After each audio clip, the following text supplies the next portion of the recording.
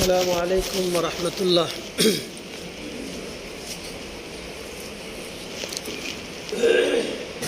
حاضرین جمعہ، پچھلے کئی خطبات سے میرا موضوع چل رہا ہے پیارے نبی صلی اللہ علیہ وسلم کی زندگی کے متفرق چند گوشے۔ نبی اکرم صلی اللہ علیہ وسلم کی ذات، ان کی فضیلت، ان کا مرتبہ کسی انسان یا کسی کہا جائے کہ پیغمبر کے بس کی بات بھی نہیں کہ نبی اکرم صلی اللہ علیہ وسلم کے مرتبہ کو بیان کر سکیں۔ وہ اس لیے کہ آپ افضل الانبیاء ہیں۔ جیسے ایک ہنرمند کے ہنر کو پہچاننا، اس سے بڑا ہنرمند ہی پہچان سکتا ہے کہ یہ کتنا بڑا ٹیکنیشین ہے، کتنا بڑا انجینئر ہے، کتنا بڑا ڈاکٹر ہے، اس سے بڑا مرتبہ کا ڈاکٹر ہی اس کی اہمیت اور مرتبہ کو جان سکتا ہے۔ اسی طرح ایک پیغمبر بھی اپنے سے افضل ہوگا، وہی اپنے سے چھوٹے پیغمبر کی مرتبہ کو اور اس کے فضیلت کو پہچان سکتا ہے، جان سکتا ہے۔ اس انسان جو چیزیں، یا مسلمان، جو خطیب یا واعظ جو کچھ بھی بتاتا ہے، وہ نبی اکرم صلی اللہ علیہ وسلم کے زندگی کے ان نمونوں کو، ان حصوں کو جو ہمارے لیے لائق عمل ہے، نمونہ ہے، ورنہ ان کا مرتبہ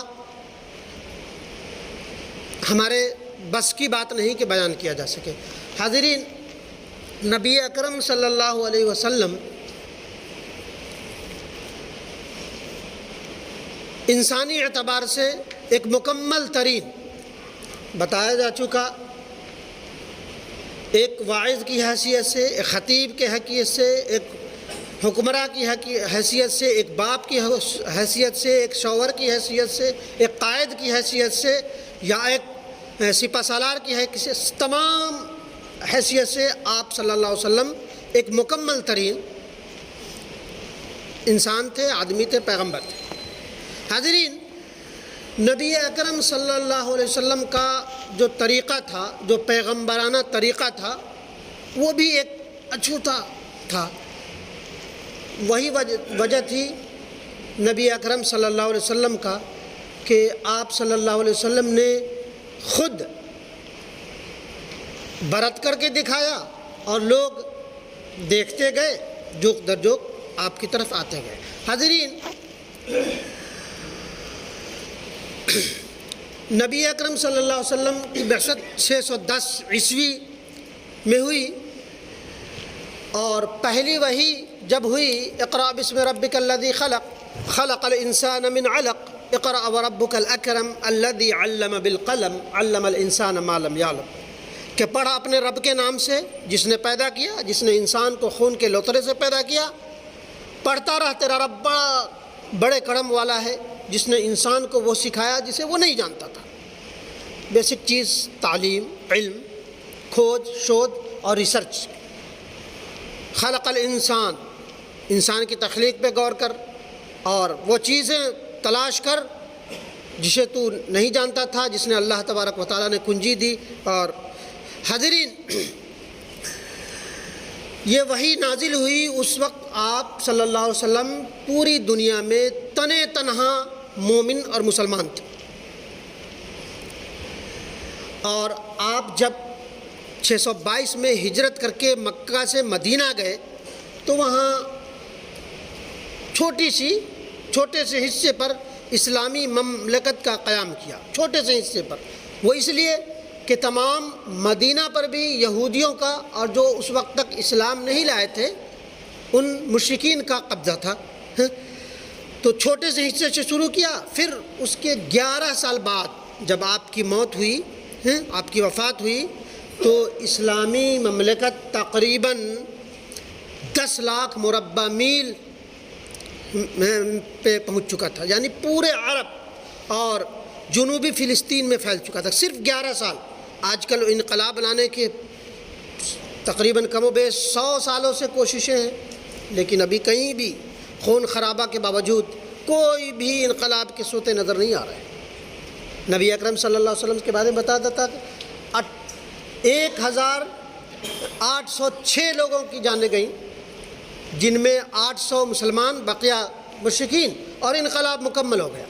آج لاکھوں کروڑوں جانیں جا چکی، لیکن انقلاب کہیں بھی کی روشنی، کہیں بھی چمک دمک کہیں نظر نہیں آتی۔ نبی اکرم صلی اللہ علیہ وسلم کا طریقہ نبی سب سے بڑا وہی تھا کہ 11 سال کی مدت میں تمام 10 لاکھ مربع میل پر، پورے عرب پر، یہ چھوٹا عرب اور جنوبی فلسطین جو چھوٹا سا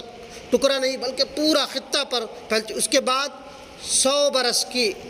کہ کم عرصہ میں اسلام ایک طرف شمالی افریقہ کے راستے اسپین اور دوسرے طرف ایران کے راستے سے چین کی سرحدوں تک جا پہنچا، مشرقی یورپ ہنگری تک پہنچ چکا تھا، اور فرانس کے بعد گرجا گھروں پر، اس وقت کے گرجا گھروں کے پتھروں پر کتبہ جو ہے وہ عربی میں لکھا ہے کہ اس بات کی شہادت ہے کہ اس وقت یعنی 800 عیسوی تک وہاں اسلام پہنچا۔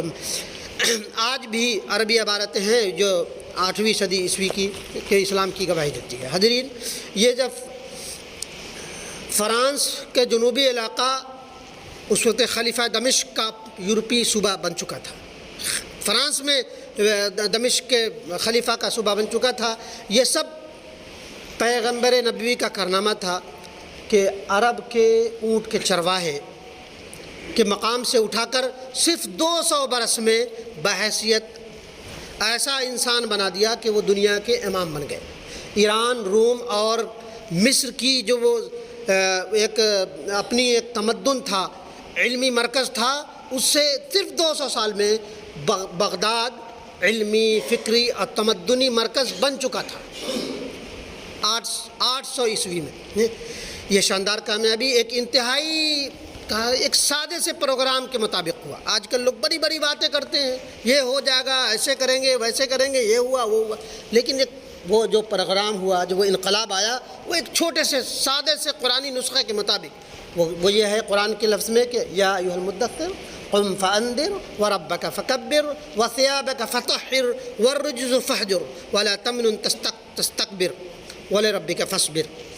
کہ اے کپڑا، اور یہ سورہ مدثر کی آیت نمبر 1 تا 7 ہے، اے کپڑا اوڑھنے والے اٹھ، لوگوں کو ڈرا اور اپنے رب کی کبریائی بیان کر، یعنی بڑائی بیان کر، اپنے اخلاق کو اچھا بنا اور گندی باتوں کو چھوڑ دے، اپنے اخلاق کو اچھا بنا اور گندی تمام باتوں کو چھوڑ دے۔ وہ نسلیں پڑوان چڑھتی ہے جو گندی باتوں کو چھوڑ دیتی ہے، چھوٹی چھوٹی قبیحات کو چھوڑ دیتی ہے، وہی انقلابات بڑھتی ہے۔ ہمارے نوجوان آج 30-35 سالوں سے جو حرکات و سکنہ، اب تھوڑا سا 4-5 سال سے تھوڑی سی عقل آئی ہے، لیکن جو ہمارے نوجوانوں میں جو بے راہ روی، راتوں کو جگنا، دینوں کو سونا، بیہودگی، بدمزگی، بولنے کا سلیقہ نہیں، ترش روئی، لڑائی جھگڑا، اپنے آپ میں وہ چیزیں جو آ گئی تھی، کہا گیا ہے کہ گندی باتوں کو چھوڑتے، وہ تمام چیزوں میں گندی باتیں ہیں کہ اخلاق کو اچھا بنا، گندی باتوں کو چھوڑ دے، اور ایسا رہ کر کہ بدلہ کی حیثیت سے کسی پر احسان کر، بدلہ کی احسان کر، لیکن کوئی بدلہ کا خواہش مند مت رہ، اور اپنے رب کے لیے صبر کر۔ اس کا خلاصہ وہ یہ ہے کہ اس پروگرام کا خلاصہ صرف 3 نکات پر مشتمل تھا: ذاتی اصلاح، ذاتی اپنے خود ہی کو جھانکنے کا، یہ کہ ذاتی اصلاح اس طرح کہ خدا کی عبادت کی جائے، اپنے اخلاق کو درست کیا جائے اور ہر قسم کے برے کاموں سے رک جائے۔ یہ پہلا نکتہ۔ انسان کو اس کی حقیقت سے آگاہ کیا جائے، وہ ایک خدا کا بندہ ہے اور مرنے کے بعد اسے خدا کے سامنے حاضر ہونا ہے، دوسرا نکتہ۔ اور تیسرا نکتہ، اپنی اصلاح اور دوسروں کو آگاہی دینے کی اس جد و جہد اور مشکلات و مصائب پیش آنے میں ان پر صبر کر۔ اپنی اصلاح اور دوسروں کو آگاہی دینے اور جد و جہد کرنے میں جو مشکلات، جو مصائب، جو پریشانیاں، جو دکھ، جو درد آوے، اس پر کما حق صبر کرے۔ اور خدا کے فیصلے کا انتظار کرتا رہے. اپنی اصلاح کے بعد، گندی باتوں کو چھوڑنے کے بعد، اور اقرا بسم ربک الذی جو تمام نقطے ہیں، پڑھ اپنے رب کے نام سے جس نے انسان کو پیدا کیا، انسان کو خون کے لوتھڑے سے پیدا کیا، انسان کی اصل حقیقت کو پہچان، اور علم کا جو وہ ہے اس کو پکڑ لے. اور تم نہیں جانتے تھے وہ جانتے ہو، وہ جاننے کی کوشش کر، تب اس پر آپ جمے رہو اور فیصلے کا، رب کے فیصلے کا انتظار کر. حاضرین، اسلامی جد و جہد اپنی اصل حقیقت کے اعتبار سے ایک ذاتی جد و جہد کا نام ہے. بندہ مومن کو جو چیز متحرک کرتی ہے وہ تمام تر جد و جہد یہ ہوتا ہے کہ وہ خدا کے ہاں نجات حاصل کر سکے، وہ اپنے خیالات، اپنے عقائد، اپنے اخلاق اور زندگی کے تمام سرگرمیوں کو ایسے رخ پر ڈالنے کے لیے فکر مند ہو جائے کہ وہ جو آخرت میں اللہ کی پکڑ سے اپنے آپ کو بچا سکے. اپنے تمام خیالات، تمام عقائد، تمام زندگی کی سرگرمیوں کو ایسے رخ پر ڈال دے کہ وہ اللہ کی پکڑ سے کل قیامت کے دن آخرت میں بچ سکے. اسلام کی طرف بلانے سے پہلے خود اول المسلمین بن جائے. قرآن کہتا ہے قل انی امرت ان اکون اول المسلمین. سورہ انعام کی آیت نمبر 14 ہے، کہو کہ مجھے حکم دیا گیا ہے کہ میں سب سے پہلا اسلام لانے والا بن جاؤں، سب سے پہلا مسلمان بن جاؤں. یہاں بھی ذاتی اصلاح، اپنے اندر جھانکنے کی کوشش. ایسا نہیں کہ تھوڑی سی جنبش کیا آئی، تھوڑی سی اسلامی حلالت کیا آئی، اپنے اندر کی کچھ نظر نہیں آیا اور دنیا کے خلاف تنقیدیں، محاذ آرائیاں اور یہ وہ چیزیں. اپنی اصلاح، اپنی خودی میں جھانک کر اس کے بعد تب جا کر کے دنیا کے بارے میں کچھ یا دوسرے کے بارے میں کچھ زبان کو جنبش دیں، اپنے خیالات کو دوسرے کی طرف کریں. بلکہ اپنی اصلاح کے بعد ہمارا آج کا یہ طریقہ ہے کہ تھوڑی سی کیا ہوئی کہ وہ فوراً دوسروں پر کیچڑ، اور اس سے بڑا ہوا تو دوسری قوموں پر کیچڑ اور شورش کرنے کی کوشش ہے. ایسا نہیں. اسلام کا سادہ سا پروگرام یہ تھا کہ وہ خود اپنی جد و جہد اپنی اصلاح کے لیے وقت کر دے، اور جب یہ دیکھ لے کہ میرے اندر کوئی بھی کمی نہیں ہے، کوئی بھی کوتاہی نہیں ہے، اور قرآن، حدیث اور نبی صلی اللہ علیہ وسلم کی زندگی سے جوڑے اور دیکھ لے کہ میں کما حق ہوں، نبی صلی اللہ علیہ وسلم سے تو بن نہیں سکتا، لیکن اگر کچھ حد تک میری زندگی میں انقلاب آیا ہے، تب دوسروں کو زبان سے کہیں اور دوسروں کو امر بالمعروف نہی عن المنکر کی طرف بلائیں. حاضرین، نبی اکرم صلی اللہ علیہ وسلم نے غصے کا انتقام کبھی بھی غصے کی حالت میں نہ غصے کے انتقام لیا اور نہ کسی کو پیشورش کی، بلکہ جب اللہ کے حقوق پامال ہوتے تھے تب ہی نبی اکرم صلی اللہ علیہ وسلم کسی کے خلاف وہ کرتے تھے. حاضرین، یوں تو نبی اکرم صلی اللہ علیہ وسلم کی پوری زندگی ایک ہمارے لیے بہترین نمونہ ہے. ان کا کارنامہ وہ ہے حوازن کے اسلام لانے کی خبر. بنو ثقیف، بنو حوازن جو تھے، دو قومیں تھیں. جنگ حنین بھی ہوا، بڑی تکلیفیں لوگوں نے پہنچائی. پہلے بہت زیادہ جانی مالی نقصان ہوئے. پھر نبی اکرم صلی اللہ علیہ وسلم کا وہ فکری، وہ تدبر، پھر وہ پاشا پلٹا، اور دیکھتے ہی دیکھتے ثقیف اور حوازن جو دو بڑی قومیں تھیں، جو بہت وہ تھی، ان میں سے حوازن جو ایک قوم تھی وہ اسلام لے آئی. اب بنو ثقیف کے لوگ بڑے گھبرانے، دیکھے کہ اب تو ہمارا ایک بازو ٹوٹ گیا، اب ان کی محاذ آرائی میں میں وہ نہیں کر سکتا. بنو ثقیف بھی آ گئی، ثقیف بھی آ گئے اور کہا کہ ہم اسلام تو لانا چاہتے ہیں، نماز نہیں پڑھیں گے، زکوٰۃ نہیں دیں گے، جہاد میں حصہ نہیں کریں گے. نبی اکرم صلی اللہ علیہ وسلم نے کہا، یہ بات کہہ دی کہ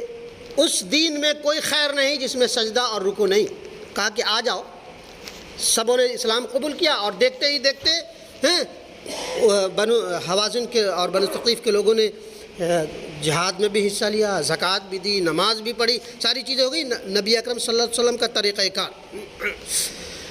مال غنیمت کی تقسیم میں جب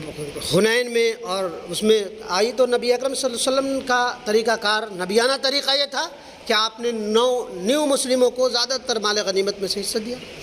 وقت کے جو مسلمان تھے کہ جب تھوڑی سی چمگوئیاں شروع ہوئی کہ دیکھیے مکہ سے فتح مکہ کے بعد آپ مدینہ سے مکہ گئے تو آپ کے اندر بھی اپناپن اور کہیں نہ کہیں خود غرضی آ گئی اور اپنی قوموں کو عطا کرنے لگ گئے۔ نبی اکرم صلی اللہ علیہ وسلم نے کوئی ایکشن نہیں کی، کہا کہ اے لوگو، اے مدینہ کے لوگو، تم یہ کہہ سکتے ہو کہ میں بے یار و مددگار تھا، تمہارے پاس آیا تو تم نے ہماری مدد کی،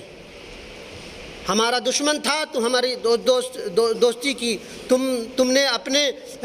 پورے حصے میں ترکے میں ہمیں حصہ دار بنایا، ہمیں ہر طرح کی مدد اور وہ پہنچائی ہیں، لیکن کیا میں نے جو دیا ہے وہ اس لیے دیا ہے کہ ان کی تالیف قلب ہو سکے ہیں؟ کیا تم یہ چاہتے ہو؟ کیا یہ تم چاہتے ہو کہ لوگ مال و دولت لے کر کے جائیں اور تم نبی اور اس کے رسول اور اس کی محبت اور اس کا دین لے کے جاؤ؟ تمام شورش جو تھی، جو چمگوئیاں تھی، وہ تھم سی گئی۔ حاضرین، اس کے علاوہ بھی نبی اکرم صلی اللہ علیہ وسلم نے اسلام میں نرمی کا وہ دیا۔ ابو جہل نبی اکرم صلی اللہ علیہ وسلم کو ایک بار پتھر ماری، زبردست پتھر ماری، نبی اکرم صلی اللہ علیہ وسلم کے چہرے مبارک سے اور سر سے خون نکلنے آیا۔ آپ کے چچا ہی بنو عباس آئے، اپناپن جوش میں آیا اور آپ گئے اور ابو جہل کو بھی مارا اور کہا، نبی اکرم صلی اللہ علیہ وسلم کے پاس آئے اور کہا کہ چچا، بھتیجے خوش ہو جا کہ میں نے تیرا بدلہ لے لیا ابو جہل سے۔ انہوں نے کہا، نبی اکرم صلی اللہ علیہ وسلم، آج کہا ہے نا کہ تھوڑا سا اگر اینٹ کا جواب پتھر سے نہ دیا جائے تو ہماری دلی تسکین نہیں ہوتی۔ نبی اکرم صلی اللہ علیہ وسلم کا طریقہ کا کہتے ہیں کہ چچا، میں ان چھوٹی موٹی باتوں سے خوش نہیں ہوتا، میں تو اس بات سے خوش ہو جاتا کہ اس وقت تک حضرت عباس ایمان نہیں لاتے، کہا تھا میں ان چیزوں سے زیادہ پرے ہوں کہ آپ ایمان لے آئے، اس سے مجھے زیادہ خوشی حاصل ہوگی۔ نبی اکرم صلی اللہ علیہ وسلم نے نرمی کا،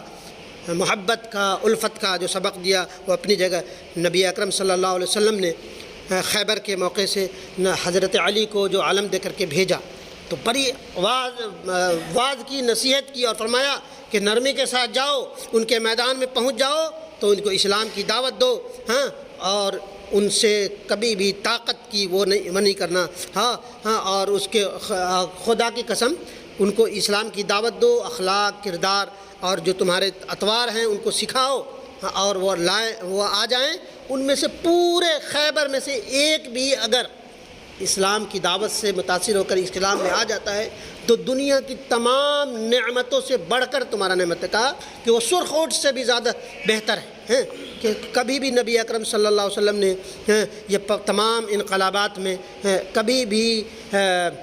سختی کا اور درستگی کا کوئی مظاہرہ نہیں کیا، بلکہ نرمی اور صرف نرمی سے، عفو درگزر سے اس دنیا میں جو انقلابات دکھنے میں آ رہے ہیں، کہیں دنیا کے کونے کونے میں جو اسلام کے ماننے لگے ہیں، نبی اکرم صلی اللہ علیہ وسلم کا وہی طریقہ کارآمد ہے۔ ہاں، یہ بات ہمیں ہی